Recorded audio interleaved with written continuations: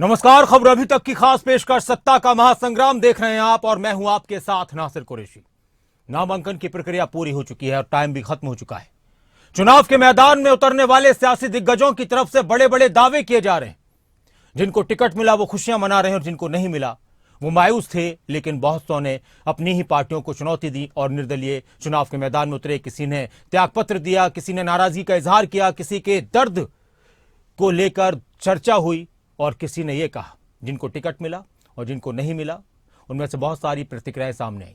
और चुनाव को लेकर शायद यह भी कोई कह रहा हो कि यह किसने कह दिया तुमसे कि बाजी हार बैठे हम, चुनाव में लुटाने को अभी तो जान बाकी है। तो किसी ने शायद यह भी कहा कि यह ना सोचा था कि वो अपनी बात से मुकर जाएंगे, वक्त आएगा तो हालात से डर जाएंगे। उनके चेहरों पर नकाबों को पड़ा रहने दो वरना अपनी ही निगाहों से गिर जाएंगे। हरियाणा में नामांकन का दौर खत्म हो चुका है। उम्मीदवारी सभी की फाइनल हो चुकी है। अब हो सकता है कि आने वाले दिन में कोई अपना पर्चा वापस ले ले, कोई अपने कदम पीछे खींच ले। लेकिन अभी तक सबकी तरफ से दावे किए जा रहे हैं कि हम चुनाव के मैदान में उतरे हैं तो पूरी लड़ाई लड़कर आगे बढ़ेंगे और जीत हासिल करेंगे। वार पलटवार का दौर तेज हो चुका है। एक बहुत ही खास डिबेट हम करने वाले हैं, चर्चा करने वाले हैं गहराई के साथ। लेकिन उससे पहले देखिए आप एक रिपोर्ट। 8 तारीख को रिजल्ट आएगा। हुड्डा साहब और कांग्रेस के नेता अगल बगल झांकते हुए दिखाई देंगे। भाजपा जा रही है, कांग्रेस आ रही है। एक मजबूत विकल्प के रूप के अंदर हरियाणा के अंदर आम आदमी पार्टी दिखाई देती है। ये दिखता है कि राष्ट्रीय पार्टियों के मन में भी कितनी घबराहट। हरियाणा के विधानसभा चुनाव में सत्ता पाने की जोर आजमाइश सभी पार्टियां कर रही हैं। सीधा मुकाबला बीजेपी और कांग्रेस के बीच माना जा रहा है।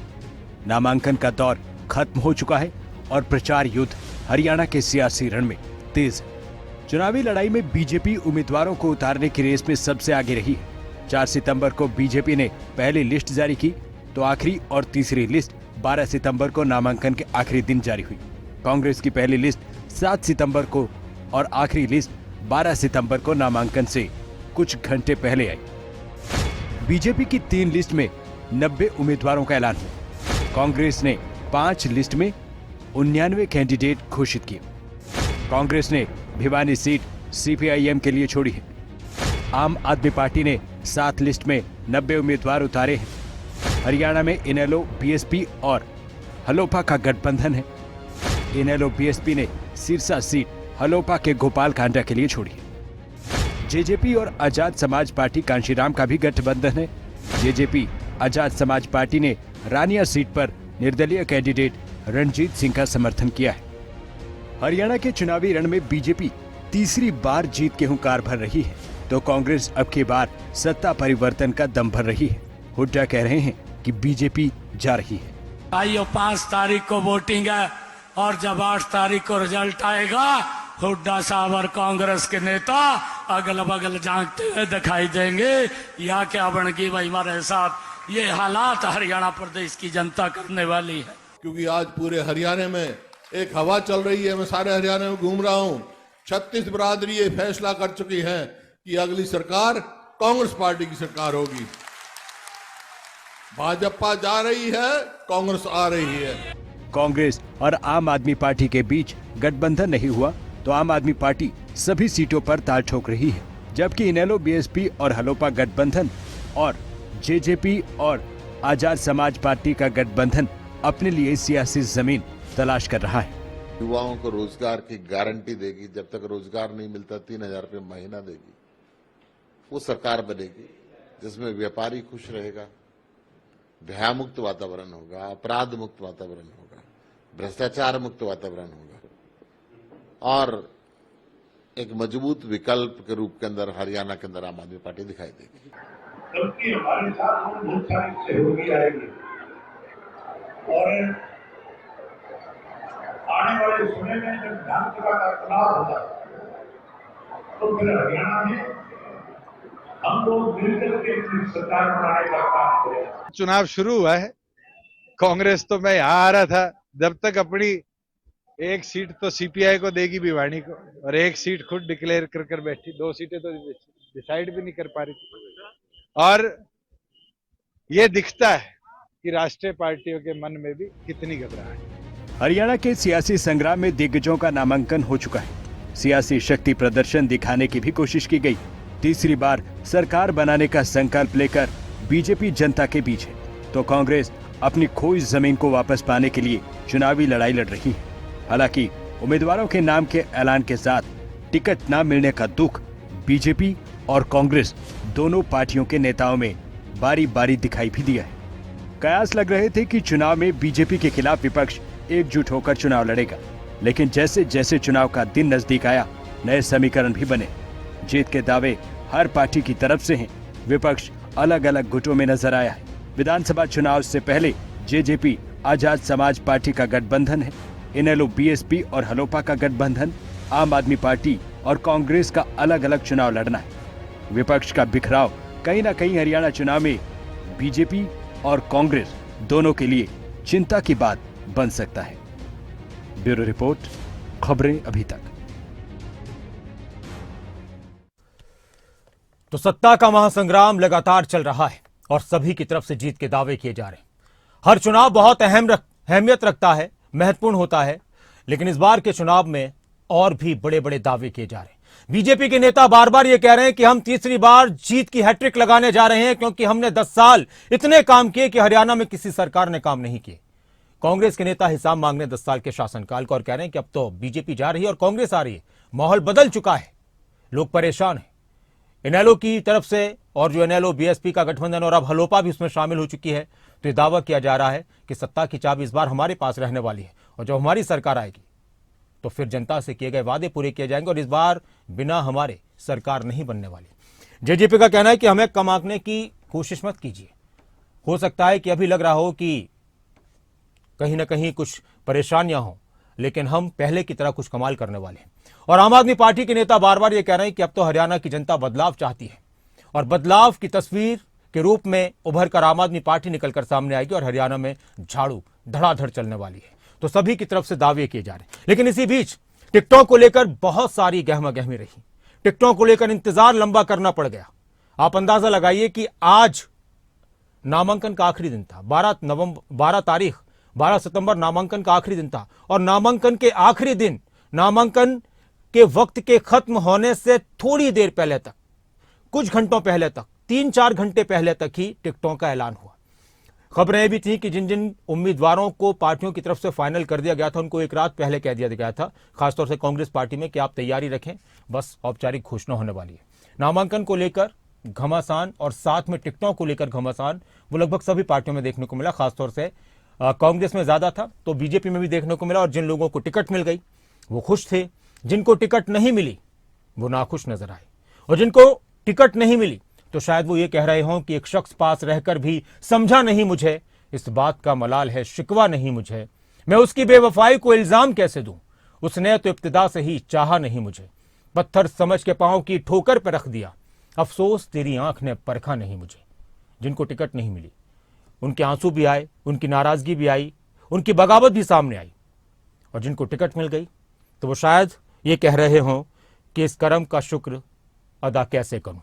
तो पार्टियों के नेता कह रहे हैं कि कुछ मत कीजिए, जीत कर आइए, मेहनत कीजिए, भरोसा किया है। और इस वक्त हम चर्चा की शुरुआत करते हैं। हमारे साथ खास मेहमान जुड़ चुके हैं, उनका परिचय आपसे कराते हैं और फिर और भी कुछ खास मेहमान हमारे साथ जुड़ेंगे तो उनसे भी आपको मिलवाएंगे। इस वक्त हमारे साथ रजत पंजेटा जी जुड़ चुके हैं इंडियन नेशनल लोकदल पार्टी से, हमारे साथ विवेक चौधरी जी जुड़ चुके हैं जेजेपी से, और हमारे साथ अभिता द्विवेजा जी जुड़ चुकी हैं आम आदमी पार्टी से। बहुत बहुत स्वागत है आप सभी का। रजत पंजेटा जी, आज शुरुआत आपसे करते हैं। इनेलो, बीएसपी और अब हलोपा भी साथ में आ चुकी है। अभय चौटाला जी का बयान था, वो कह रहे थे कि सत्ता की चाबी इस बार हमारे पास रहने वाली है, ना तो बीजेपी को पूर्ण बहुमत मिलने वाला, ना कांग्रेस को पूर्ण बहुमत नहीं मिलने वाला। तो इसका मतलब यह है कि चाहे किसी को भी सरकार बनाने का आपके जरिए मौका मिले, आप तैयार हैं? देखिए नासिर जी, हमारे जरिए किसी को मौका मिले सरकार बनाने का, ऐसा हमने कभी नहीं कहा जी। हम सरकार बनाएंगे, हम समर्थन लेंगे, हम समर्थन किसी को देने का काम नहीं करेंगे, पहली बात। तो दूसरी बात, जो चौधरी अभय सिंह चौटाला जी ने कही है कि त्रिशंकु विधानसभा की हरियाणा के अंदर जो है वो एक कदम शक्ल उस बन तरफ रही है, बढ़ संभावना रहे बन हैं। रही है इस तरह की। जी। उसकी ऐसी संभावना जरूर बन रही है। और जो अब हमारा हलोपा भी जो हमारे साथ आई है, तो अब हम पहले 1 और 1 11 थे बसपा के साथ, और अब हम एक और मिल गया, तो अब हम 111 हो गए हैं। अच्छा। तो अब जो है हरियाणा की जनता को अब ये देखना है कि किसके राज में हरियाणा में कर्ज कम था, कौन सबसे ज्यादा बुढ़ापा पेंशन की बात कर रहा है, कौन बेरोजगारी भत्ता सबसे ज्यादा की बात कर रहा है। और अभय सिंह जी की जुबान के धनी है, जो कहते हैं वो करते जरूर है। जी। आज जो 4 लाख करोड़ का हरियाणा के ऊपर कर्ज है, आपको ये देखना चाहिए कि कांग्रेस के टाइम पे कर्ज बढ़ना शुरू हुआ था और 1 लाख करोड़ तक चला गया था। आज हरियाणा के ऊपर 4 लाख करोड़ से ऊपर का कर्ज है। आज बेरोजगारी में हरियाणा कहाँ है? आज युवा क्यों हताश होकर आत्महत्या करने पे मजबूर है? आज युवाओं को पक्की नौकरी युवा मांगता है, आपने कहा नहीं, हम आपको पक्की नौकरी नहीं देंगे, आपका भविष्य को हम सुरक्षित नहीं करेंगे, आपको इजराइल भेजेंगे। और अभी तो इजराइल ने 10,000 और जो है वो मांग लिए हैं मजदूर।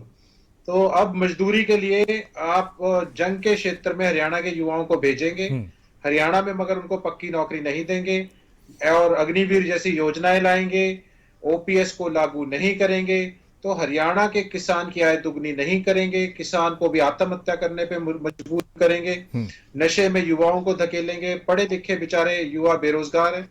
तो आज गरीब हो रहा है, अमीर और अमीर हो रहा है। कुछ चंद परसेंटेज लोगों के पास आज देश की सारी जो है दौलत वो है उनकी जमा कर रखी है उन्होंने पूंजी। तो आज हरियाणा को अगर कर्ज से निकालना है, अगर हरियाणा को खुशहाली की राह पर लेके जाना है, तो इंडियन नेशनल लोकदल और बसपा और हलोपा का जो समझौता है, इस गठबंधन को हरियाणा की जनता जरूर अपने निश्चित तौर पे देखेगी कि पहले 10 साल हुड्डा जी का राज देखा है, हुड्डा जी से दुखी होकर 10 साल भाजपा का राज भी देख लिया, तो अब दोबारा जो है इंडियन नेशनल लोकदल की ओर रुख करने का समय आ गया। ठीक है सर। विवेक चौधरी जी, जननायक जनता पार्टी की चाबी में इस वक्त कितनी ताकत बची हुई है? क्या आपकी चाबी भी सत्ता का ताला है उसको खोलने के लिए बेकरार है, या इस बार विरोधी कह रहे हैं कि चाबी पर तो जंग लग चुका है?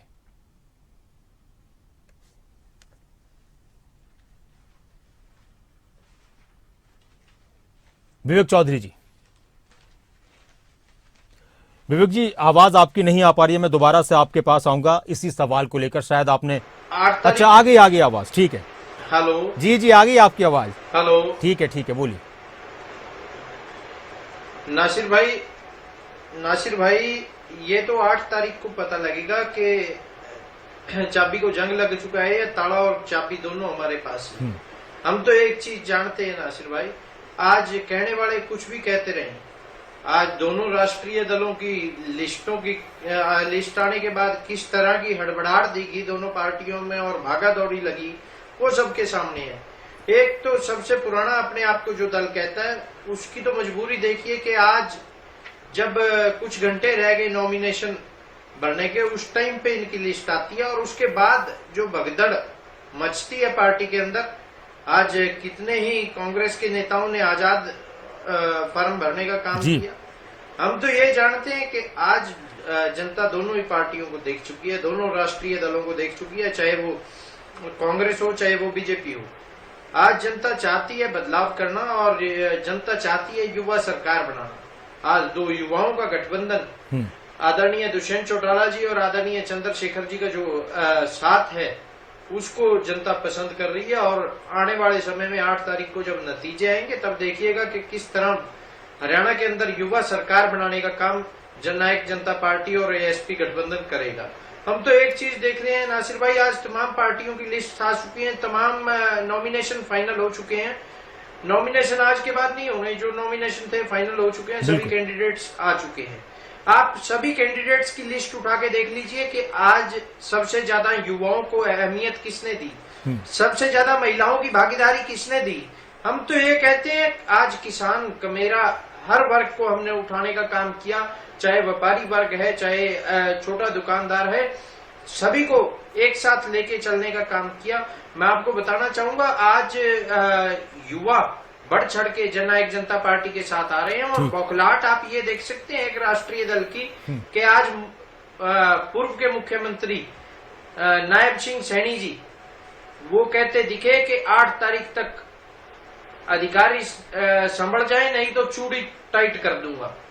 इसी तरह की शब्दावली आदरणीय मनोहर लाल खट्टर जी ने लोकसभा चुनाव के समय पे दी थी, और उसके बाद जो रिजल्ट आया था वो सबके सामने था। और आज जो शब्दावली का प्रयोग नायब सैनी जी कर रहे हैं, उसके बाद जो रिजल्ट आएगा वो देखने लायक होगा। हम तो एक चीज जानते हैं, आज जनता मन बना चुकी है ये रिजेक्टेड और निग्लेक्टेड चेहरों को बाहर करने का। आज जनता मन बना चुकी है नए युवा चेहरों को आगे लाने का और युवा सरकार बनाने का। ठीक है सर। अभिता जी, आपको इस बात का क्यों यकीन है कि इस बार बदलाव आएगा तो वो आपकी झाड़ू के हिसाब से आएगा? और आप लोगों को नहीं लगता कि कांग्रेस के जो लगातार कोशिश होती रही कि कांग्रेस के साथ गठबंधन को लेकर आप बिल्कुल तैयार थे, 7 सीटों तक भी बात बन जाती तो आप लोग चुनाव के मैदान में उतर जाते, या यहां तक 5 सीटों पर ही बन जाती, लेकिन कांग्रेस की तरफ से 5 सीटों पर भी हामी नहीं भरी गई। इस पर आपका क्या कहना है और क्यों लग रहा है कि आम आदमी पार्टी बदलाव लाएगी हरियाणा में? हमारे साथ रामराजी शर्मा जी भी जुड़ चुके हैं, बीजेपी के प्रवक्ता। नमस्कार रामराजी जी, स्वागत है आपका। जी अभिता जी।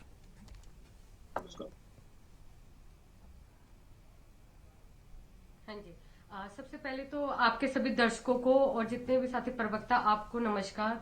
देखिए, जो गठबंधन है वो लोकसभा में जो मुद्दा था देश हित और देश के संविधान और लोकतंत्र को बचाने का, जो हम सब देख चुके हैं कि किस तरीके से भले कोई राष्ट्रीय पार्टी हो या क्षेत्रीय पार्टी हो उनको तोड़ा गया। तो उस तरीके से लोकतंत्र को बचाने के लिए अगर आम आदमी पार्टी बिल्कुल तैयार थी कि भाई अगर हमें एक जहां हमारा 90 सीटों पर हम सक्षम है, जहां हमने अपने संगठन को मजबूत किया, 2 साल से हम काम कर रहे हैं लगातार हरियाणा में, अगर हमें देश को बचाने के लिए कुछ भी करना होगा तो हम स्वाभाविक रूप से तैयार थे गठबंधन के लिए। पर जैसे कि सभी जो भी राज्य की पार्टियां होती हैं उनके अलग अलग विचार होते हैं और उनके जो भी कैंडिडेट हैं वो अपनी सीट पर लड़ना चाहते हैं, इतनी सारी उनकी महत्वाकांक्षाएं होती हैं और इससे जो कार्यकर्ता है उसको जो इतनी समय से वो अगर मेहनत कर रहा है तो वो उस चुनाव को लड़ना चाहता है, वो भले चाहे कांग्रेस पार्टी का हो चाहे वो आम आदमी पार्टी का हो। तो ये एक बहुत बड़ा चैलेंज दोनों पार्टी के पार्ट पर रहा। उसके बावजूद भी ये साइडलाइन करते हुए शीर्ष नेताओं का ये फैसला रहा जो कि नहीं बन पाया। ठीक है, उससे कोई फर्क नहीं पड़ता इतना ज्यादा। देखिए, अब आमने सामने लड़ेंगे। बात हमेशा देखिए, चाहे आप गठबंधन में हो या बिना गठबंधन के हो, आपका काम जनता के हित के लिए होना चाहिए। अभी जैसे बैठ करके यहाँ पे इनेलो और दूसरी पार्टी के जो प्रवक्ता यहाँ पे कह रहे थे कि भाई 111 हो गए, 90 तो विधानसभा सीटें हैं, 111 हो गए, कुछ नहीं होने वाला, आप मुद्दे। और दूसरी बात है कि देखिए हरियाणा पे इतना कर्ज, उन्होंने खुद ही बताया कि 4 लाख करोड़ का कर्जा है। अब आप ये बताइए कि आप सारी चीजों को बढ़ाने की बात कर रहे हो तो उसको कैसे कम, उन सब जो हरियाणा के ऊपर कर्ज है उसको कैसे कम भी करोगे?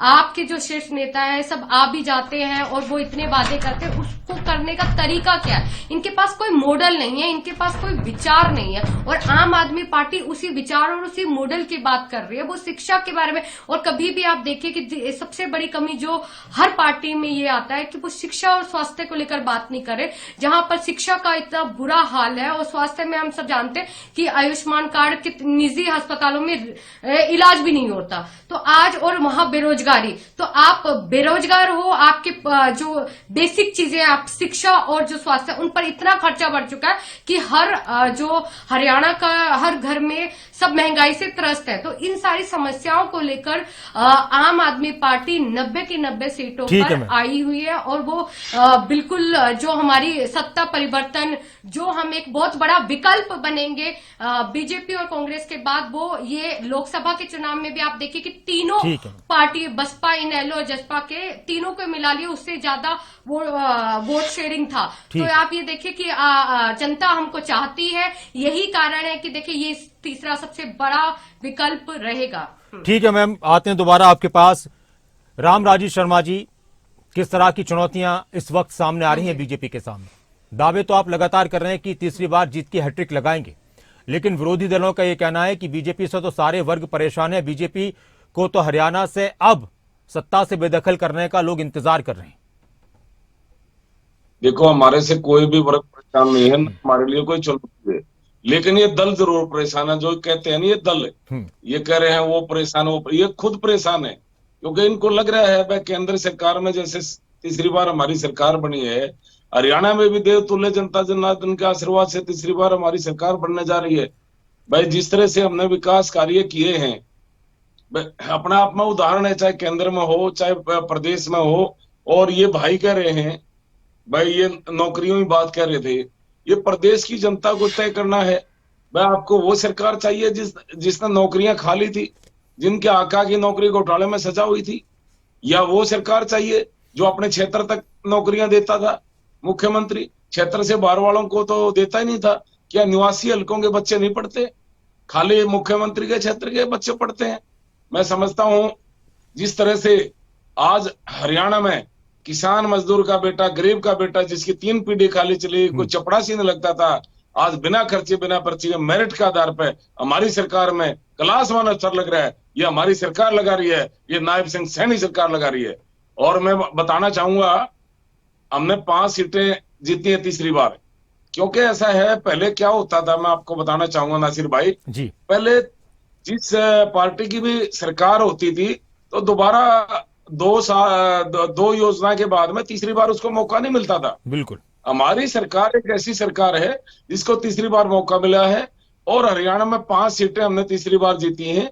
1 सीट हमने कम मार्जिन से लूज किया है, और वो उसका भी कारण है क्योंकि झूठ बोल दिया कांग्रेस ने, बहुत भारी झूठ बोला। क्योंकि झूठ बोलने में और नौटंकी करने में तो कांग्रेस वाले माहिर हैं, जो इनको तो इसमें अवार्ड मिलना चाहिए झूठ बोलने में। तो जिस तरह से इन्होंने झूठ बोला, भाई आरक्षण खत्म किया जा रहा है, आरक्षण खत्म किया जा रहा है, संविधान बदला जा रहा है, संविधान बदला जा रहा है, बहनों के खाते में 1 लाख रुपए सालाना आ जाएंगे, 8,500 रुपए महीना आएंगे, 8,500 रुपए महीना आएंगे, खटाखट फटाफट वो खटाखट फटाफट वाले आगे आगे भाग रहे, बहनें पीछे पीछे दौड़ रही हैं। इन्होंने झूठे गारंटी कार्ड जो बांटे थे, वो गारंटी कार्ड की वजह से लोग बैग गए थे, बहनें बैग की थी, और वो गारंटी कार्ड ले लेके बहनें इनके पीछे पीछे भाग रही, ये आगे आगे दौड़ रहे हैं। तो काट की अंडी एक बार चढ़ गई थी, आगे चढ़ने वाले नहीं है, क्योंकि समान विकास कार्य पूरे प्रदेश में हमने किया है। और किसानों की उपज का सबसे ज्यादा भाव हम दे रहे हैं। आज किसान की मर्जी के बगैर कोई किसान की 1 इंच भी जमीन हड़प नहीं कर सकता। जैसे इनके टाइम में क्या होता था, ये सेक्शन 4(6) का नोटिस थमाते और किसान को डराते धमाते सस्ते भाव में जमीन हड़प लेते, महंगे भाव में बिल्डर को बेचते थे। आज हमारा मुख्यमंत्री किसान का बेटा, मजदूर का बेटा, उन्होंने खुद भी किसानी करी है। आज वो लठ लेके अपने भाइयों के किसानों के साथ खड़ा है। किसान की मर्जी के खिलाफ कोई भी मैं अब दोबारा से आपके पास आऊंगा। जो सवाल आपकी तरफ से उठाए गए रामराजी शर्मा जी, उनके जवाब हम कांग्रेस से लेते हैं, क्योंकि आपका सीधा सीधा प्रहार पहले एक रह गया मेरा, बस 1 मिनट 1 सेकंड रह गया। जिस तरह से हमारी सरकार काम कर रही है, हरियाणा एक सबका साथ सबका विकास, ये अपना आप में उदाहरण है। हरियाणा के इतिहास में आज तक मैं बताना चाहूंगा, आज तक 58 साल के बाद में हमने ओबीसी समाज का मुख्यमंत्री दिया है। ठीक है। और इन्होंने क्यों नहीं दिया? कांग्रेस वाले ने, दूसरों ने क्यों नहीं दिया? चलिए मैं जवाब ले लेता हूं, दूसरों ने क्यों नहीं दिया, कांग्रेस ने क्या किया। केवल ढूंगरा जी भी, अगर विरोधी नहीं है तो क्या एससीबीसी समाज से केवल ढूंगरा जी भी हमारे साथ जुड़ चुके हैं कांग्रेस से। नमस्कार। मतलब ये एससीबीसी समाज के घोर विरोधी है। इनकी पार्टी की शैलजा बहन जी है, जो इनके फादर भी केंद्र में मंत्री रह चुके हैं, वो केंद्र में मंत्री रह चुके हैं। अच्छा रामराजी जी एक बात बताइए, रामराजी शर्मा जी एक बात बताइए, रामराजी शर्मा जी एक बात बताइए, रामराजी शर्मा जी एक बात बताइए कि क्या आपको ऐसा लगता है कि कांग्रेस की सरकार आ रही है और कुमारी शैलजा को मुख्यमंत्री बनना चाहिए? बहुत अच्छी मुख्यमंत्री साबित होंगी कुमारी शैलजा। देखो ये तो इनका इंटरनल मैटर है, लेकिन नहीं आप बताइए ना, कांग्रेस को लेकर कुमारी शैलजा, चाहे वो अब तो वो आपके नेता हो चुके हैं अशोक तंवर जी, चाहे रणदीप सुरजेवाला, कुमारी शैलजा को लेकर जो एक कहते हैं ना कि इमोशनल या भावनाएं अच्छी होती हैं, वो आप लोगों की है, बीजेपी की, उनका बड़ा पक्ष लिया जाता है कि उनको परेशान किया जा रहा है जी। तो आप चाहते हैं कि उनको मुख्यमंत्री बनना चाहिए हरियाणा का? ऐसा है, देखो ये तो ना नौमन तेल होगा ना आराधना चाहिए। तीसरी बार हमारी सरकार बनने जा रही है। ठीक है। दूसरी बार हमारे मुख्यमंत्री, अब आपने खुद भी कह दिया उनका इंटरनल मैटर है। ठीक है सर, ठीक है। बहुत है, केवल मैं आपके दोबारा से आऊंगा आपके पास। केवल ढींगरा जी सारे सवाल में करता, लेकिन उन्होंने कई आरोप आपको लगा दिए कि जिस तरह से लोकसभा में उनका आरोप है कि कांग्रेस ने झूठ बोला नौकरियों को लेकर या फिर खातों में पैसे आएंगे, इस तरह से अब वो झूठ चलने वाला नहीं है। काट की हांडी एक बार चलती है, दोबारा नहीं चढ़ती। आप कह रहे हैं कि बीजेपी जा रही है, कांग्रेस आ रही है, बीजेपी कह रही है कि हम तो काम के दम पर तीसरी बार हैट्रिक लगाने जा रहे हैं, इतिहास बनाने जा रहे हैं सरकार का। देखिए नासिर भाई, मैं आपकी डिबेट में थोड़ी देर से जुड़ा हूं। मैं एक चीज का जरूर मैं आपसे वो चाहूंगा कि कोई अगर मेरे बीच में बोले तो उसकी आवाज बंद कर दी जाए। नहीं, अभी मैं एक चीज और बता दूं जी कि देखिए, अभी तक मैंने किसी से भी सबको पूरा मौका दिया था शुरुआत में जी, और जब सबने अपनी बात खत्म की तो तब मैं दूसरे प्रवक्ता के पास गया तो बाकी सारे लोग इस बात का ध्यान रखेंगे। जी बोलिए। जी, अब मैं ये कहना चाह रहा हूं, देखिए हमारे 10 साल के अंदर जो खट्टर साहब की सरकार रही, उसके अंदर जो है बहुत जो प्रॉब्लम क्रिएट हुई वो किसानों की हुई सबसे ज़्यादा, और लगातार सड़कों पर किसान रहे। 750 किसान शहादत कर गए, इन्होंने उसको पानी भी नहीं पूछा, पूछने भी नहीं गए कि भाई कोई मुहर्रम लगा दे। 750 किसान मरे हैं, उनकी फैमिलियां भी तो होंगी, लेकिन कोई नहीं पूछा इन्होंने। इसके बाद जो कर्मचारी हैं वो सारे सड़कों पे रहे 10 साल, इन्होंने किसी को नहीं पूछा। और छोटे बिजनेसमैन जो हैं उनको बड़ा परेशान किया, किसी को नहीं इन्होंने पूछा। महंगाई और बेरोजगारी और लॉ एंड ऑर्डर, ये हरियाणा की समस्या लगातार रही। और जो बातें इन्होंने की, आप ये देखिए, हमारे देश प्रदेश के अंदर महंगाई इतनी ज्यादा है इस समय, वो ये अपनी मस्ती कर रहे हैं, लेकिन आम लोगों का जो है वो चूल्हा भी नहीं जल रहा। तो लोग तो परेशान हो रहे हैं, पर ये अपनी मदमस्ती करी जा रहे हैं, उसने ये किया, उसने ये किया। भाई तुमको 10 साल मौका दिया था काम करने के लिए, तुमने महंगाई की दर क्यों बढ़ाई, बेरोजगारी क्यों आ गई, जो लॉ एंड ऑर्डर है उसकी क्यों हालात है, हर रोज फिरौतियां क्यों मांगी जा रही हैं, धनाधन गोलियां हरियाणा के अंदर क्यों चल रही हैं, उसका कोई इलाज नहीं है। आज हमारी जो अगर एक सिरे से देखें और दूसरे सिरे तक जाएं, कोई डेवलपमेंट नहीं हुई, किसी भी इलाके में कोई भी जिले के अंदर डेवलपमेंट नहीं हुई। क्यों नहीं हुई? क्योंकि काम ही नहीं किया, और लगातार घोटाले हुए। क्यों? आप देखिए, शराब का घोटाला हो गया, अपना बिजली मीटर खरीद घोटाला हो गया, माइनिंग का घोटाला हो गया, पेपर लीक का घोटाला हो गया, कितने बड़े बड़े घोटाले हुए, लेकिन ये सरकार शांत है, इसको कोई मतलब ही नहीं है इनको। और मैं आपको इसके साथ साथ कहना चाहता हूं, ये जो शरारत पूर्ण तरीका भाजपा का 10 साल का रहा, 4.5 लाख करोड़ रुपया हरियाणा पे कर्जा चढ़ा, अब जो है इनका जाने का टाइम है। इसलिए हम बार बार कह रहे हैं कि ये जाएंगे और कांग्रेस आएगी, क्योंकि रीजन है, जनता जो है इनके साथ विमुख हो चुकी, इनके अगेंस्ट हो चुकी जनता। हर आदमी को आपने परेशान किया, कोई वर्ग ऐसा छोड़ा नहीं जिसको परेशान ना किया हो। तो जनता क्या करेगी फिर? जनता इनको चलता करेगी। आज प्रॉपर्टी आईडी, फैमिली आईडी, आज जो है पोर्टल जो बनाए हुए हैं, जैसे मेरी फसल मेरा ब्यौरा, जनता जो है, किसान जो है अपनी फसल लेके मंडी पहुंचता है और वहां पे मेरी फसल मेरा बोरा जो है वो खुलता ही नहीं। जब वो नहीं खुलता तो उसके ऊपर से पानी बरसता है, और पानी बरसता तो नमी के कारण उसको भगा देते किसान को। ये तो हालात कर रखी इन्होंने। और जनता के साथ जो दुर्व्यवहार इन लोगों ने जानपुर के पोर्टल बना के किया, प्रॉपर्टी आईडियो में किसी का प्लॉट किसी जगह पे दिख रहा है, किसी का नंबर किसी जगह पे दिख रहा है। जब कोई कोई अपना ठीक कराने जाता तो उससे पैसे लेते हैं ये लोग। इतनी चोर बाजारी जो है इन्होंने प्रदेश के अंदर फैलाई, बंदर बांट, लूट और खसूट, ये काम करवाया इन्होंने। उसके बाद कहते हैं हम तो बड़ा अच्छा काम कर रहे हैं। ठीक है, आज जनता जवाब देगी ना इस बात का। ठीक है सर जी, ठीक है। रजत पंजेटा जी, अब हम दूसरी बातों पर आते हैं। रजत पंजेटा जी, आप भी काफी इंतजार करते रहे अपने उम्मीदवारों का, तो एक बात आ रही थी कि इनेलो हो, जेजेपी हो, तो उन पार्टियों में इस बात का क्या इंतजार था कि कांग्रेस की तरफ से जो लोग बगावत कर आएंगे या बीजेपी की तरफ से जो लोग नाराज होंगे तो उनको भी वहां मौका मिल जाए टिकटों को लेकर। और दूसरी बात यह कि गठबंधन की जरूरत इसलिए पेश आई थी कि अपने आप को इनेलो कहीं ना कहीं कुछ कमजोर समझ रही थी हरियाणा के अंदर, कि अकेले दम पर शायद बेहतर प्रदर्शन नहीं कर पाए, इसलिए गठबंधन किया जाए। बीएसपी के साथ हुआ, चलिए वो होते हैं, लेकिन हलोपा को भी साथ में लिया गया कि सिरसा में बात बेहतर बन जाए। देखिए राजनीति के अंदर परिस्थितियों के हिसाब से फैसले लिए जाते हैं, कुछ समीकरण बिठाए जाते हैं, उसके हिसाब से फैसले लिए जाते हैं। अब पार्टी के हित में जो भी होता है वो उस हिसाब से निर्णय लिए जाते हैं। ऐसा नहीं है कि कांग्रेस से बहुत भारी भरकम एक लिस्ट थी कि हमने सभी को मौका दे दिया हो। ऐसा बिल्कुल नहीं है। कांग्रेस के और बहुत से अन्य और भी दलों से जिनको आए और उनको सभी को इंडियन नेशनल लोकदल की लिस्ट में जगह मिल गई है। ऐसा बिल्कुल नहीं। निश्चित तौर पे आप देखेंगे कि हमारी जो बसपा की और इनेलो की संयुक्त लिस्ट है और अब एक हलोपा की भी साथ में आप ऐड कर लीजिए कि ज्यादातर कार्यकर्ताओं को और जो पार्टी से जुड़े काडर के लोग हैं उनको हमने टिकट देने का काम किया। कुछ नए चेहरे भी बिल्कुल निश्चित तौर पे मानता हूं कि पुराने चेहरों की जगह नए चेहरों को भी शामिल किया गया है। और जो पार्टी के हित में है वो फैसले पार्टी लेती है। सही समय पर उस तरीके के फैसले समय के अनुरूप जो है वो फैसले लिए जाते हैं। लेकिन एक बात, बीजेपी और कांग्रेस के नेता बार बार ये कह रहे हैं कि देखिए मुकाबला हमारे बीच में है, बीजेपी और कांग्रेस के बीच में है, चाहे वो जेजेपी हो, इनेलो हो, आम आदमी पार्टी हो, ये तीसरे नंबर से अपनी लड़ाई शुरू कर रहे हैं। देखिए इनको ये सूट करता है। अब 10 साल कांग्रेस का राज रहा था, जनता इतनी त्रस्त हो गई थी कि मुख्य विपक्षी दल भी नहीं बनाया था कांग्रेस को। उसके बाद 10 साल भाजपा का राज रहा, 10 साल अब भाजपा से दुखी होके अब याद करें कि आपने कांग्रेस को सत्ता से बाहर क्यों किया था। अगर जनता को सिर्फ इन्हीं दोनों के बीच में चुनना है फिर तो पाकिस्तान वाला हाल हो गया।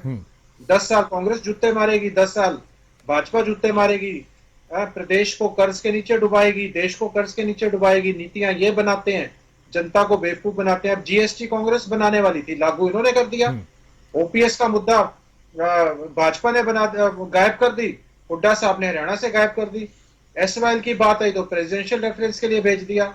आप ये देखिए ना, जनता की जेब कौन काट रहा है, जनता को मार कौन मार रहा है। ठीक है। अभी एक बहन जी बैठी थी जिनको अपने 4 सीट से भी संतुष्टि थी, जो अपने आप को कल तक कांग्रेस को 4 सीट भी दे दे उनके दरों के चक्कर काट रहे थे राघव चड्ढा और इनके अलग संजय सिंह है कि भाई 4 सीट जो संतुष्ट है। आज वो पार्टी हमारे ऊपर बात करती है जो 50 साल पुरानी पार्टी। कितना अपने आप को एसवाइएल की बात करते नहीं। इनसे कोई पूछे, प्रदूषण के लिए हरियाणा को जिम्मेदार ठहराते हैं। कोई पानी ना मिले, हमारे पास भी पानी ना हो, कहते हैं हरियाणा ने पानी रोक लिया। और बाढ़ आ जाए तो कहते हैं हरियाणा की वजह से बाढ़ आ गई। कहीं पराली का धुआं जल रहा है तो हरियाणा जिम्मेवार है, हरियाणा की गाड़ियां उनको रोक लिया जाता है। दिल्ली में रोडवेज तक की बसों को रोक लिया जाता है। ना एसवाइएल के ऊपर कोई बात करते हैं, ना हरियाणा के जुड़े, हरियाणा से कोई लेना देना नहीं जिनका, वो हमारे बारे में बात करते हैं। अब जवाब तो एक और एक, मैं खत्म कर रहा हूं। ऐसे तो एक और एक 11 भी नहीं होते। बना हुआ है ना, 1 और 1 11 का भी राजनीति है। अब इनको लगता है कि ये अब मुझे करेक्ट करने आएंगी और मुझे पता ही नहीं कि 90 सीट है। आप मुझे ये बताइए मैडम, जो SC ST के लिए सुरक्षित है हरियाणा में, वो कितनी सीटें हैं? मैं आपसे पूछ रहा हूं आम आदमी की प्रवक्ता से। फोन को बिना देखे बताइए कितनी सीट है। फोन को बिना देखे बताइए कितनी सीट है 90 में से। मैं भी आपको बताऊंगी जब आप बताओगे कि 50 साल पुरानी का इतना बुरा हाल कैसे है कि आप 1.28 पर आपका वोट पे टिक गया। 17 के आसपास है ना, लगभग 17 के आसपास है। मुझे ये राजनीतिक ज्ञान है आपका?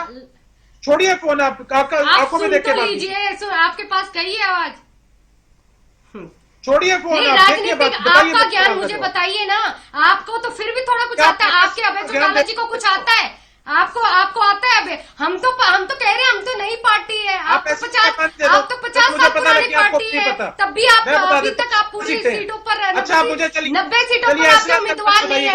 90 सीटों पर आपके उम्मीदवार नहीं है। 90 सीटों पर आपके उम्मीदवार नहीं है। पहले तो ये बताइए, 50 साल पुरानी है ना पार्टी आपकी, 50 साल पुरानी पार्टी है ना। 1.74 पर कैसे रह गई आपकी पार्टी प्रतिशत?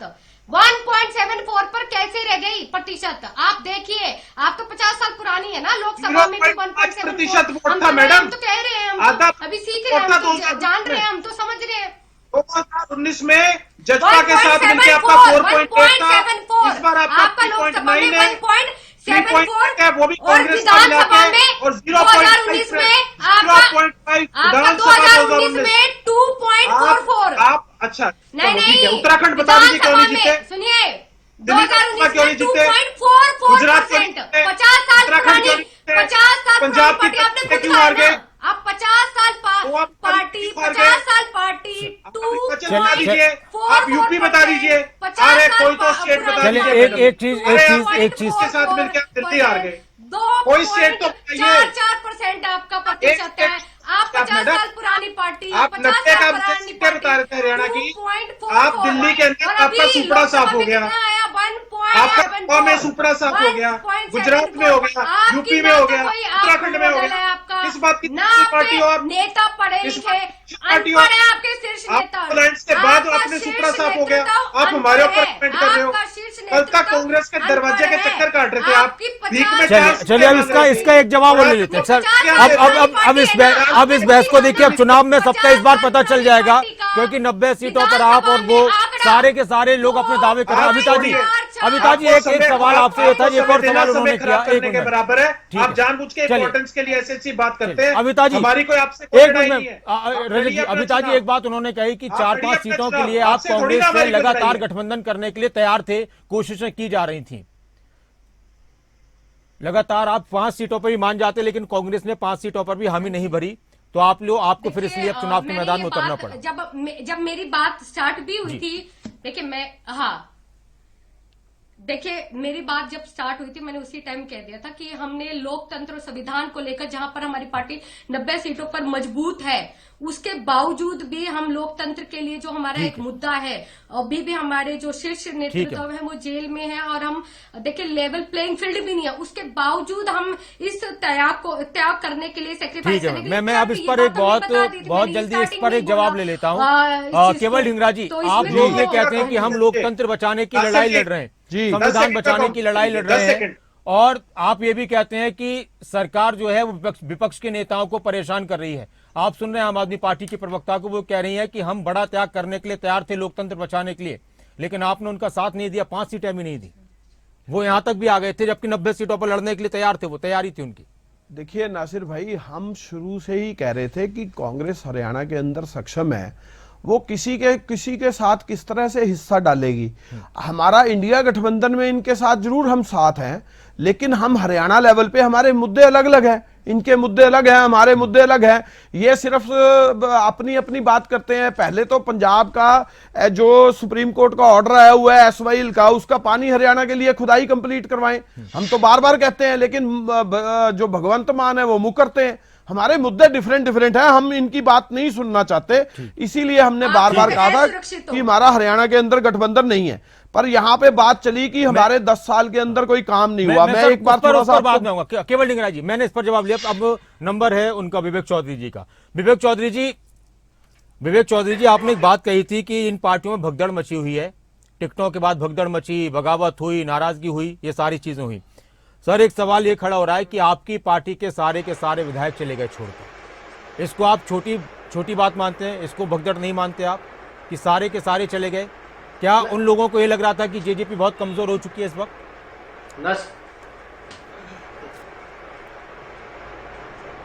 बस 3 विधायक बचे हो, बाकी 7 चले गए। जी बताइए जिसमें से कोई भी छोड़ के ना गया।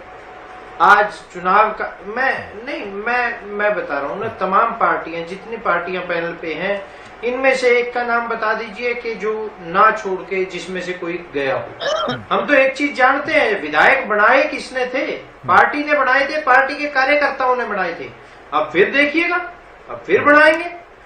आज वो पार्टी के कार्यकर्ता हमारे साथ मजबूती से खड़े हैं और मजबूती से काम करने का काम फील्ड के अंदर कर रहे हैं। मैं तो ये देख रहा हूँ कि आज जब रजत भाई ने एक सवाल पूछा, उसका जवाब ना देके किस तरह एक प्रवक्ता और उल्टी सीधी बातें करने लगी। आज ये तो कहा गया कि रिजर्वेशन बता दिया था, बुलाना है, धमकाना है। बताया, भाई ने जवाब नहीं दिया। अरे आपके बताइए, मैंने बोला 17। अरे रहने दे, बताया था उन्होंने, बता दिया। प्लीज आप मैडम हाथ जोड़े। चलिए मैम, बता दिया था आपने। अपनी बारी में बोलिएगा। बोलिएगा। आज हम तो एक चीज जानते हैं नासिर। नहीं, चलिए ऐसा मत बोलिए मैम, आपने बता दिया था, लेकिन अब किसी को अनपढ़ मत कहिए। वो ठीक है। मैडम, अगर बोलने से पहले अमिता जी सोचना चाहिए किस तरह की शब्दावली आप। अमिता जी आप होंगे, आपकी पार्टी के तमाम वो नेता होंगे जो जेल के अंदर बैठे हैं। फालतू बोलने की जरूरत नहीं है। नासिर भाई देखिए, इन्हें कहिए अपने शब्द सुनिए, वापस अभी ले और भी लें। बता नहीं दूं तो आपको, मैं कोई नीति नहीं इन्हें है। कहिए सुनिए अपने शब्द अभिता जी वापस ले सुनिए लें। अभिता जी आपने बता आपने दिया था शब्द आपने वापस बता ले दिया था कि लें। 17 सीटें आरक्षित हैं वो ठीक है गलत वो फिर बात आपने बता दीजिए। लेकिन किसी पर व्यक्तिगत टिप्पणी इस तरह की चाहे अनपढ़ हो वो सब जनता को बताया सब पढ़े लिखे हैं सब पढ़े लिखे हैं अभिता जी यहाँ पर तो सब पढ़े लिखे हैं चलिए नहीं अनपढ़ तो है ही ना जब चलिए, इन्होंने ऐसी चलिए, बातें मैं अब करते हैं, ज्यादा पढ़े जब लिखे इनको जेल के पता अंदर नहीं बैठे आते, हैं। देखिए, अनपढ़ है ये बात ज्यादा आप पढ़े देखिए, लिखे जेल के अंदर राजनीति बैठे में हैं। आज सवाल का जवाब आई लेके आया है, करो। वो ऐसे यहाँ बैठ के अनपढ़ फालतू बात किसी नहीं की करनी। शिक्षा है, जाओ विचार नहीं यहाँ बैठ ज्यादा के पढ़े फालतू लिखे बात का नहीं यही करनी। है, नासिर यही भाई ने बात- चुप कराइए यही इनके कारण बारे है में आज मैं नहीं बोला। अभिता जी एक मिनट सुन लीजिए उनको बोलने यही दीजिए कारण है मैं आ जाऊंगा दोबारा आपके पास अगर- अभिता जी एक मिनट इसी तरह बोलना है चलिए एक दूसरे पर व्यक्तिगत टिप्पणी न कर कर हमें हरियाणा के मुद्दों पर बात करनी है अपनी अपनी पार्टियों की आप बात करें जी विवेक चौधरी अभिता जी प्लीज हाँ चलिए विवेक चौधरी मैंने किसी व्यक्तिगत नहीं की मैंने नासिर व्यक्तिगत भाई- नहीं की। मैंने ये कहा कि सभी पार्टियों में ज्यादा अरे, तरीके के सुन लोग- ठीक है मैम, ठीक है मैम। का मैडम, गिरावट है। ठीक है मैम। पार्टियों का ये दुर्भाग्य है। Okay ma'am. बहसबाजी नहीं चल रही। चलिए। वो सिर्फ अपना करियर ये बनाने के नहीं, लिए नहीं, ये कोई पहली बार व्यक्तिगत बैठी है क्या बयान नहीं डिबेट पे? किया मैंने। ठीक है मैम कोई ओके व्यक्तिगत- ओके अभिता जी नहीं, पहली बार बैठी है क्या डिबेट पे? नहीं, नहीं, ठीक है। आप अशिक्षित लोग पहली बार बैठी हो क्या डिबेट पे? लोग हैं।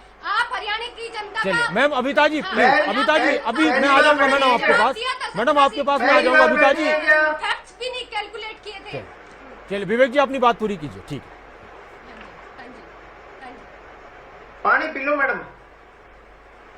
आज नासिर भाई मैं तो एक चीज जानता हूँ कांग्रेस के विरोध से जन्मी जो नहीं, पार्टी मैं आपको पानी आज पिलाऊंगी। कांग्रेस के आप दरवाजे पे बताओ। बारी बारी खड़ी हुई गठबंधन आप के लिए कॉफी वो पिला सबके दीजिएगा बाद में सामने। हम तो अभी एक चीज अभी देख कोई बात सकते नहीं हैं। ठीक है हम तो सुन एसवाइल का पानी पी लो आप एसवाइल का पानी पी लो आप मैडम आप शायद गली मोहल्ले में डिबेट करते होंगे पहले हाँ भैया। नहीं गली मोहल्ले में डिबेट करते थे क्या पहले रिश्तेदारों ये को कोई पिलाते आपकी हैं, नुक्कड़ सभा नहीं हो रही वहाँ पे चलिए आप प्लीज बहस अब कर रहे अब थोड़ी बात हरियाणा इसी बात में प्रदेश बेकार में में टाइम निकल जाएगा प्लीज अभिता जी किस तरह विवेक जी का- आप भी अपनी जल्दी से बात पूरी हैं। कीजिए इस तरह आपकी पार्टी मैम की मैम सोच अभिता जी है। आप प्लीज एक बात बताइए एंकर आज- जिनको चलिए पता अब नहीं इस तरह की टिप्पणियां होती रहती है लेकिन भाई, हम तो एक जवाब चीज जानते दूंगी हैं। हरियाणा की हम बेटी तो एक हरियाणा चीज की जानते शेरनी हूँ, जवाब दूंगी मैं हरियाणा की यार, बेटी हूँ, बिल्कुल बिल्कुल हरियाणा बिल्कुल की पूरा शेरनी हूँ, अधिकार है जवाब पूरा दूंगी। अधिकार है सबको आप अपनी ये बात रखने का याद अभी करेंगे, विवेक जी को तो बोलने मैं दीजिए भी अभी जवाब उनका नंबर है दूंगी। अभिता जी हाँ अच्छा बोलिए जी। विवेक जी हाँ।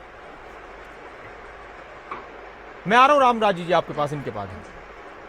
मेरे ख्याल में शेर शूर तो जू में मिलते चलिए अब हैं, अब जंगल में आप मिलते मत हैं। करिए विवेक जी अपनी बात करिए हम अब तो एक दोबारा चीज से फिर जानते आप हैं। प्लीज चलिए आज आज नासिर भाई आज आज आज युवाओं की जब बात की गई हम तो एक ही चीज लेके चले हैं युवा सरकार बनानी है। आज हमने वैसी सरकार नहीं बनानी जो हरियाणा में कुछ कहे दिल्ली में कुछ कहे और पंजाब में कुछ कहे।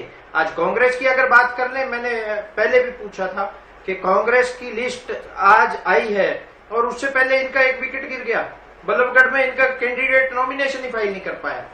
आज हम तो ये देख रहे हैं कि किस तरह भाग दौड़ लगी हुई है तमाम पार्टियों में और जननायक जनता पार्टी मजबूती से चुनाव लड़ने का काम कर रही है। ठीक है जननायक जनता पार्टी के जो नेता हैं और एएसपी के जो नेता हैं वो मजबूती से चुनाव प्रचार करने का काम कर रहे हैं और आप 8 तारीख को देखिएगा किस तरह ताला भी हमारा होगा और चाबी भी हमारी होगी और युवा मुख्यमंत्री हरियाणा प्रदेश का बनाने का ठीक है काम सर, हरियाणा ठीक है प्रदेश की सर। जनता करेगी। नहीं, हम इसमें सारी आपको- पार्टियां अपनी अपनी बात रखती हैं बिल्कुल। हम सारी पार्टियों को सुनते हैं पर नासिर भाई एक उम्मीद करूंगा जी कि जिस तरह की शब्दावली का प्रयोग आज डिबेट के ऊपर किया गया ये सोच दिखाती है आम आदमी पार्टी की और ये दिखाती है कि क्या इन्हें सिखाया जाता है किस तरह की शब्दावली ये प्रयोग चलिए करती है। अब रामराजी जी मैं आपके पास आऊँ रामराजी जी देखिए, लड़ाई रामराजी में शर्मा जी मैम अभिता जी रामराजी शर्मा जी क्या दोबारा से ऐसा ही माहौल बनने वाला है। आम आदमी पार्टी के नेता तो खैर अपनी तरफ से वो कह रहे हैं कि वो बदलाव लाएंगे। इनेलो का भी कहना है कि उनके बगैर किसी की सरकार नहीं बनने वाली। हालांकि वो ये कह रहे हैं कि हमारे पास लोग आएंगे अब सरकार नासिर बनवाने के लिए भाई, बनाने के नासिर लिए। और जेजेपी के नेता भी कह रहे हैं कि हमारे पास ताला भी होगा चाबी भी होगी। दूसरी बात ये कि सर बड़ा नासिर आपको भाई- मंथन करना पड़ा इस बार रामराजी शर्मा जी टिकट बांटने में। बड़े बड़े नासिर- अपने नेताओं की टिकट काटनी पड़ गई आपको विरोध झेलना पड़ा। आखिर तारीख तक आपने भी कल रात को अपनी बाकी के 3 उम्मीदवारों की लिस्ट जारी की थी। तो जब इतना यकीन है कि इतने अच्छे काम हुए इतना बेहतर शासनकाल रहा तो इतना मंथन करना क्यों पड़ा?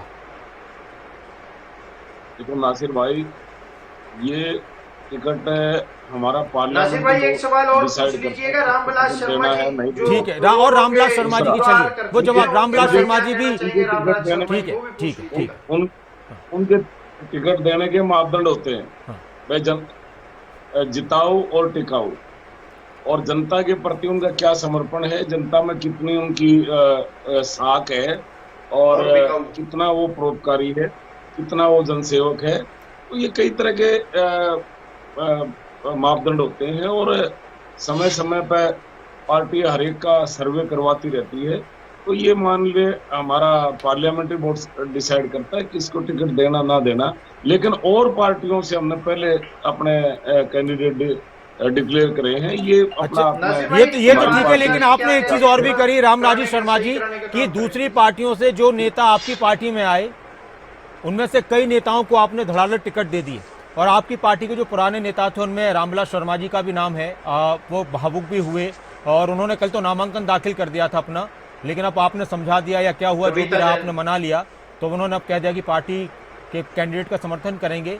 आपकी पार्टी के बारे में ये कहा जाता था कि बीजेपी की तरफ से चाहे किसी को भी चुनाव के मैदान में उतार दिया जाए, बेहतर काम क्या है, जीत की मोहर जनता लगा दी।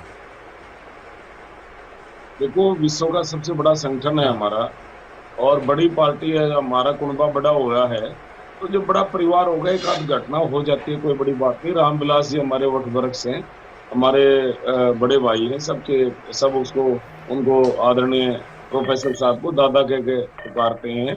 तो मैं समझता हूँ और उनका आशीर्वाद भी हमारे सबके ऊपर है। ये आपस का मनमुटाव और नाराजगी या फिर कहीं पर बगावत वो नुकसान नहीं कर देगी बीजेपी का? हमारी पार्टी में कोई नाराजगी, कोई बगावत नहीं है। हमारा संगठन बहुत मजबूत है और देवतुल्य जनता जनार्दन के आशीर्वाद से, हमारे देवतुल्य कार्यकर्ताओं की मेहनत से तीसरी बार हमारी सरकार बनने जा रही है और आदरणीय नायब सैनी जी दूसरी बार हमारे मुख्यमंत्री बनने जा रहे हैं। और पार्टियां तो खाम का झगड़ा कर रही हैं। कभी वो आम आदमी पार्टी पे ले लो आप, आम आदमी पार्टी वालों ने यहाँ हरियाणा में प्रचार करा, हरियाणा का लाल, हरियाणा का लाल, हरियाणा के लाल। अरे हरियाणा के लाल तो हरियाणा की नाक कटवा दी, नाक। अगर तू किसी काम किया भारतीय जनता पार्टी से कैंडिडेट कर देता तेरे ऊपर ऐलान था, जिस दिन तेरे ऊपर आरोप लगे थे उसी दिन आपने रिजाइन करना चाहिए था। आप जेल में बैठे हो फिर भी आ रहे हो। अरे मेरे भाई, हरियाणा का लाल कहाँ से इतना लालची आदमी? हरियाणा का आदमी तो लाल ऊपर है। हरियाणा देखिए वर्ड, अब बात बुरी लगने की तो क्या होती है, बात बुरी लग जाती है तो किसी को कोई भी शब्द बुरा लग जाता है, अच्छा भी कहा जाए। हरियाणा हमारे को पानी नहीं देता, पानी कहाँ से देगा? हरियाणा के लाल तो तेल का पानी खिला दे हमने, चंडीगढ़ से हमारा पंजाब यूनिवर्सिटी रिजर्वेशन का मुझे बता दीजिए, आपको संविधान पता है, लोकतंत्र पता है, ये जेजेपी के भाई है उनसे पूछ लेती हूँ, लोग के भाई आप बता दीजिए, आपको पता है संविधान इंडिया गठबंधन का आप नहीं आए देश को अवसरवादी पार्टी, आपको पूछना पड़ेगा और यही कारण है आपके विघटन का और पतन का। तो आपको आप भी बता दीजिए। कांग्रेस के विरोध से जन्मी पार्टी और आज हमें ज्ञान देने का काम कर रहे हैं। आज तमाम आपकी सरकार जेल के अंदर बैठी है और कहते हैं जेल के अंदर सरकार चलाने का काम करेंगे। ये कोई नुक्कड़ सभा चल रही है क्या आपकी? 50 साल पुरानी पार्टी भाई, अरे तैयारी के साथ आया, आपको पता है? आपको पता है 50 साल पुरानी पार्टी है कौन सी? 1.74% लोकसभा में। मैडम पता कर लो पहले कौन बोल रहा है। से पूछ लिया, मैं बिल्कुल सही। विधानसभा में 2019 में आदमपुर में वोट कितनी पड़ी थी? आदमपुर में वोट कितनी पड़ी थी? चलिए सर एक मिनट रामराजू जी आपकी बात में केवल ढींगरा जी सर एक मिनट, आज की बात पर भी आज पर भी बात कर लेते हैं, आज जो कुछ हुआ उस पर बात कर लेते हैं। एक मिनट सर, मैडम एक मिनट, केवल ढींगरा जी अपना महसूस कर रही है, झूठ बोला संविधान। चलिए सर, एक तो बड़ी बात यह है कि राजनीति में झूठ होनी चाहिए, नहीं होनी चाहिए, लेकिन बहुत सी पार्टियों के नेता बोलते हैं, बहुत सी पार्टियों के नेता नहीं बोलते। सब कहते हैं झूठ, सारे बोलते हैं और सब कहते हैं कि हम ही सच्चे हैं। खैर अब केवल ढींगरा जी, देखिए सच्चाई ये है, अपने बच्चों की झूठी कसम खाते हैं लोग। देखिए अपने बच्चों की झूठी कसम खाते हैं लोग। केवल ढिंगरा जी, आपके यहाँ भी कुछ ऐसा ही माहौल नजर आया, बड़े रो रहे थे आज नेता। केवल ढिंगरा जी, नेता परेशान थे, रो रहे थे। तो मैं बोलूँ ना जी एक मिनट रामनाथ जी, धो दूंगी इनकी पार्टी के सारे रिकॉर्ड बोल दूंगी। रजत भैया बैठ जाइए। चलिए प्लीज एक मिनट। केवल ढिंगरा जी, देखिए केवल ढिंगरा जी, आपके लिए आप केवल ढिंगरा चुप तो कराइए। एक मिनट आप रजत जी प्लीज, एक बहुत अहम सवाल केवल ढिंगरा जी से। केवल ढिंगरा जी, केवल ढिंगरा जी, इतना ज्यादा मंथन, केवल ढिंगरा जी, लोगों की आंखें थक गई। एक मिनट सर, देखिए तो आपके बीच में बोला ही नहीं। लोगों की आंखें थक गई केवल ढिंगरा जी के इंतजार की घड़ियां कब पहुंचेंगी, कब आएगी लिस्ट। देखिए और आज 2-3 घंटे पहले तक आपकी लिस्ट जारी हो रही है। जी आप सुनिए नासिर भाई, बताइए। हमारी लिस्टें सारी जारी हो चुकी हैं, सब ऑनलाइन है। मैं आपको ये बताना चाह रहा हूं, ये कह रहे थे कि कांग्रेस के टाइम पे काम नहीं हुए। 12 सरकारी विद्यालय बने उस समय, 154 पॉलिटिकल कॉलेज, पॉलिटेक्निक कॉलेज बने, 56 ITI बनी, 4 सरकारी इंजीनियरिंग कॉलेज बने, राजीव गांधी एजुकेशन सिटी बनी, 2623 नए स्कूल बने। उसके बाद जो नए केंद्रीय विद्यालय बने 6, और हर जिले के अंदर डाइट खोला गया। और राष्ट्रीय लेवल के जो हमारे एक संस्थान बनवाए गए वो थे CIPT डाइट मुरथल बना, IIT बना, IIM बना, IIHM बना, एम्स बना, NIFD निफ्ट बना, निफ्टम बना, फूड का इंस्टीट्यूट आया, IIC गुड़गांव आया, NIC भाटसा आया, GCNEP बहादुरगढ़ आया। केवल ढिंगरा जी, 6 नए मेडिकल कॉलेज आए। जी वोट सुनिए, मेट्रो का विस्तार हुआ, सुनिए मेरी बात, मेट्रो का विस्तार हुआ, एक 64 ग्रामीण में हॉस्पिटल्स बने। केवल ढिंगरा जी, हमारे टाइम पे केवल सुनिए ढिंगरा जी, मेरी बात, एक सवाल, आखिरी सवाल, केवल ढिंगरा जी आखिरी मेरी सवाल, बात पूरी केवल ढिंगरा जी आखिरी सवाल, आप इसे कर रहा हूँ। एक मेरे से मैं पहले अपना सवाल का जवाब तो दे दूं। इन्होंने कहा कोई चीज नहीं बनी, मेरी गिन तो लो पहले, अभी तो शुरुआत की है, गिननी तो बहुत लंबी है। शुरुआत ही आपकी इतनी लंबी है तो इंतहा तो मैं सारी गिन के जाऊंगा आज फिर। केवल ढिंगरा जी, नहीं मैं पहले गिनूंगा ना, ऐसे मत करिए आप, जल्दी से गिन। देखिए मैंने आपको बताया, कुछ छोड़ दीजिए, कोई बात नहीं। सुनिए मैंने ये बताया, हमने मेट्रो का विस्तार किया। इन्होंने कोई मेट्रो का विस्तार किया 10 साल में? नहीं किया। हमने 10,000 मेगावाट तक के बिजली के प्लांट लगाए, इन्होंने 1 मेगावाट का प्लांट लगाया? सवाल आपसे नहीं लगाया। इतना काम किया था। सुनिए सर, सुनिए सर, नासिर भाई सुन लीजिए ना। हमने हरियाणा की जनता के लिए काम किए थे, किसी और के लिए किए थे? हमने हरियाणा की जनता के लिए काम किए थे, राजनीति में दोबारा वोट लेने के लिए नहीं काम किए थे। हमने कहा था कि हमने जनता के लिए काम किए। इन लोगों ने कहा जनता के लिए काम हुए नहीं, तो मैं बताऊं नहीं अपने काम। आपको क्या लगता है मैं अपने काम ना गिनाऊं? नहीं, बिल्कुल गिनाने चाहिए। तो फिर मैं अपने काम गिना रहा हूं, इनके पेट में दर्द हो रहा है। इनको बोलिए चुप करके धैर्य से सुनिए, हमने काम किए थे, ये काम उसके अपने ऑपोजिट में 10 साल में गिना दे।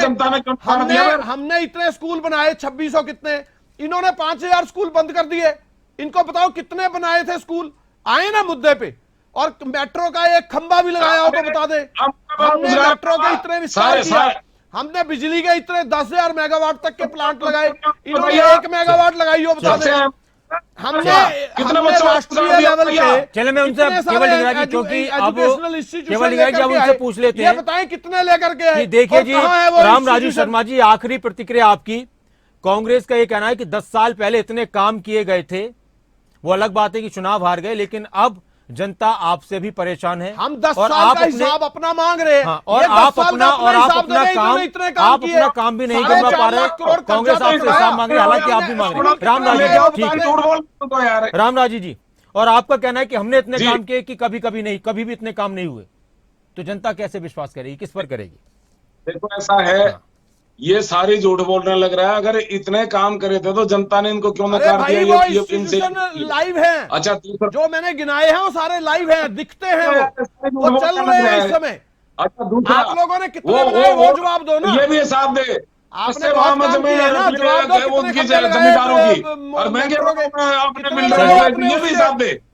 सारे मेट्रो कितनी बढ़ाई? सर चलिए, अब वक्त की कमी है, मेरे पास थोड़ा सा वक्त और बचा है, तो मैं चाहता हूं कि सबसे एक प्रतिक्रिया आ जाए। मैं शुरुआत करता हूं एक बार फिर से प्लीज। अभिता जी 30 सेकंड में इतना यकीन सबसे तो है कि ज्यादा जनता रोजगार आपको हमारी चुनेगी सरकार यहाँ पर दिया। हरियाणा के सबसे अंदर। ज्यादा विकास हमारी ठीक है, सरकार ठीक है ने सर। करा। रामराजी जी, मैं आखिर में आऊंगा आपके पास, अबिता जी।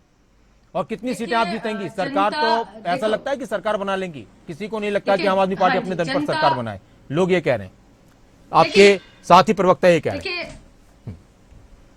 देखिए ये जनता को, हाँ, ये जनता को फैसला करने दीजिए कि कितनी हम यहाँ झूठ बोल के। और रही बात, अभी हम भी आम परिवारों से आए हैं, तो हम भी ऐसे इनकी दूसरी पार्टियों की तरह झूठे दावे नहीं ठोक सकते। तो ये जनता को तय करने दीजिए कि वो किसको चुनते हैं, ये जनता का अधिकार है। और हम अपनी सिद्धांत और उसी पर हम वोट मांगेंगे। और अभी भाई रामराजी जी यहाँ पे कह रहे थे कि कोई बगावत नहीं है, इनके बीजेपी के प्रवक्ता यही झूठ बोल रहे हैं, 250 इस्तीफे पता नहीं भूतों के हुए हैं। तो ये यहाँ पर आकर सिर्फ बीजेपी झूठ ही बोलती है। रही बात दूसरी पार्टी के, मेरे बड़े भाई यहाँ पर बैठे थे, वो बड़े आक्रोशित हो गए। उनसे भी संविधान का प्रश्न जरूर पूछ लेना और लोकतंत्र का भी। तो मेरे से बड़ा पूछिए, मैंने बहन ने जवाब भी दे दिया, तो वो भी मुझे बता ठीक है मैम। रजत पंजेटा जी, रजत पंजेटा जी, देखिए अभी यहाँ पे बात हो रही थी कि किसने क्या काम किए, किसने क्या बनवाया। देखिए हरियाणा जो एक अलग स्टेट बना है, हरियाणा स्टेट का जो निर्माण हुआ है वो स्वर्गीय ताऊ देवीलाल जी के प्रयासों से हुआ। आज बुढ़ापा पेंशन जो चल रही है, जो हम 7500 की बात करते हैं, वो स्वर्गीय ताऊ देवीलाल जी की देन। ठीक है। अगर हम मैचिंग ग्रांट, स्वर्गीय ताऊ देवीलाल, बहुत से लोगों को ये नहीं पता होगा मैचिंग ग्रांट की है। जब भी किसी गांव में जाते थे, जहां से कुछ पूरे गांव वाले चंदा देते थे, उतना ही चंदा मिलाकर उसी गांव को उस समय से स्वर्गीय ताऊ देवीलाल जी दे आते थे, अपनी तरफ से उतने पैसे डाले, वो दे दिया।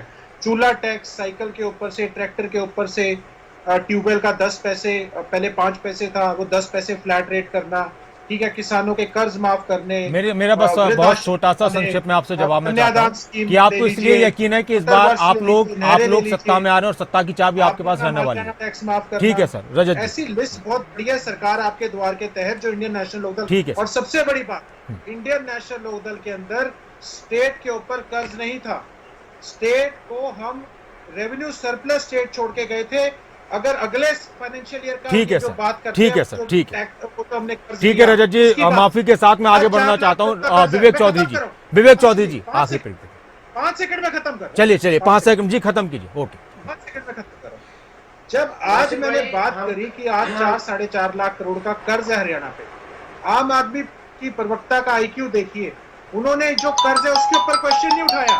उन्होंने ये जो बुढ़ापा पेंशन देंगे, इसके पैसे कहां से लाएंगे? ठीक है। अरे आप हम पे छोड़िए, आपको थोड़ी ना बताएंगे। ठीक है सर। विवेक चौधरी जी, विवेक चौधरी जी, रजत जी प्लीज। हरियाणा से पानी मुफ्त आके दे रहे हो, ठीक। हमसे पूछ के क्यों नहीं बताओगे? चल, जनता को नहीं बताओगे? अब दोबारा से वो शुरुआत नहीं। जी विवेक जी, आखिरी प्रतिक्रिया जल्दी से। मैंने इसी पे तो प्रश्न उठाया कि अमिता जी, अब किसी और दिन करेंगे और किसी बात पर। अभी हम समापन करेंगे इस डिबेट का। जी विवेक जी। हाँ नहीं होगा। विवेक जी। नासिर भाई, हम तो एक चीज जानते हैं, आज चाहे युवाओं को 75% आरक्षण कानून लाने की बात हो, चाहे महिलाओं को 50% आरक्षण पंचायती राज संस्थाओं में दिलवाने की बात हो, चाहे महिलाओं को 33% आरक्षण राशन डिपुओं में दिलवाने की बात हो, चाहे मारुति जैसे उद्योग को हरियाणा प्रदेश की धरती पे लाने का काम हो, जहाँ पे कांग्रेस ने सिर्फ और सिर्फ मैरिज पैलेस और रिसोर्ट बनाने का काम किया, वहां पे हमने उद्योग लगाने का काम किया, बिना किसी भेदभाव के। हर एक विधानसभा में समान विकास के लिए, सड़क बनाने के लिए आदरणीय दुष्यंत चौटाला जी का वो विजन था कि हमने पैसा दिया। जितने डिपार्टमेंट दुष्यंत जी के पास थे। विवेक जी, फोन कट गया शायद आपका। केवल ढिंगरा जी, आखिरी प्रतिक्रिया। देखिए, सरकार आ रही है क्या आपकी? हाँ। बिल्कुल 100% कांग्रेस की सरकार बन रही है, क्योंकि भाजपा जा रही है, कांग्रेस आ रही है। बाकी दलों का तो मुझे पता नहीं है, उनका कोई सीट निकलेगी भी या नहीं निकलेगी, सिर्फ वोट काटू रहेंगे, ये बात हो सकती है, लेकिन बाकी इनका कुछ नहीं रहेगा। कांग्रेस की सरकार पूरे बहुमत के साथ बनेगी और हरियाणा में भाजपा की सरकार जाएगी, क्योंकि 10 साल का हमारा हिसाब और 10 साल का बीजेपी का जो कुशासन है वो सब जनता देख रही है। अब इनका जाना है। ठीक है, रामराज जी। नहीं काटेंगे हम। रामराज जी। देखो नासिर भाई, मैं आपको बताना चाहूंगा, सबसे ज्यादा रोजगार हमारी सरकार ने दिए बिना खर्ची बिना पर्ची के, मेरिट के आधार पे। दूसरा, किसानों की उपज का सबसे ज्यादा भाव हम दे रहे हैं। 1 करोड़ में आंसर की बेची गई सब इंस्पेक्टर MSP की। पे हम फसलें खरीद रहे हैं। HPSC इनके टाइम में फसलें का क्या भाव था, फसलों का आज क्या भाव है?